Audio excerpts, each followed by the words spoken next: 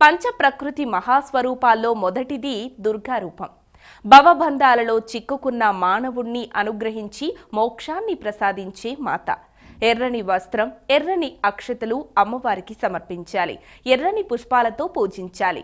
శివుడి శక్తి రూపమే దుర్గా అని ఆదిశంకరాచార్యులు పేర్కొన్నారు. అమ్మవారు రాత్రి రూపానికి ప్రతీక అయితే పరమేశ్వరుడు పగటి రూపం కలవాడు. అందుకే అమ్మవారిని రాత్రిపూట అర్చిస్తే ఇష్టకామ్యాలు నెరవేరుతాయని మత్స్యపురాణం ద్వారా తెలుస్తుంది. అమ్మవారు మహాప్రకృతి స్వరూపిణి. ఇచ్ఛ, జ్ఞాన, క్రియాశక్తుల సమిష్టి ఆరాధనే దుర్గాదేవి ఉపాసన. సమస్త దేవీ దేవతా శక్తులు, తేజస్సులు మూర్తిభవించిన తేజోరూపం ఈ తల్లి స్వరూపం.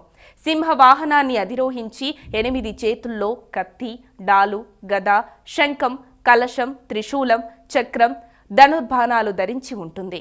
ఇది సర్వశత్రు సంహారక రూపం. దుర్గముడు అనే రాక్షసుని సంహారం చేసిన శక్తి స్వరూపం దుర్గాదేవి.